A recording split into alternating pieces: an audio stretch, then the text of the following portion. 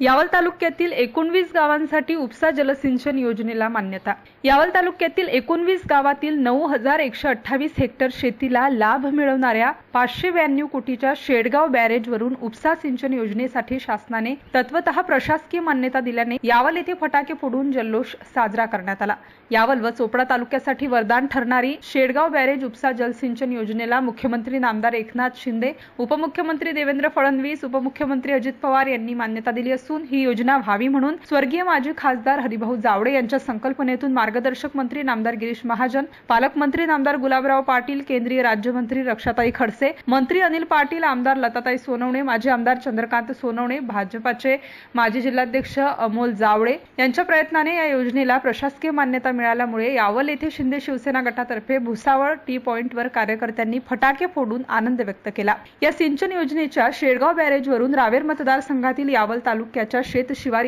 क्षेत्रातील येणाऱ्या यावल, सांगवी बुद्रुक, चितोडा, अठरावल, सातोद, कोळवद या गावातील 4428 9 हेक्टर क्षेत्राला आणि चोपडा मतदारसंघातील साकडी, नावरे, विरावली, महलखेडी, कोरपावली, दहिगाव, वाघोदे, चुंचाळे, गिरडगाव, वडोदे, दगडी बोराळे, शिरसाड या गावांच्या 4699 13 हेक्टर या शेतशिवार क्षेत्राला या सिंचन योजनेचा लाभ होणार आहे। MCN न्यूज मराठी करिता फिरोज तडवी, यावल।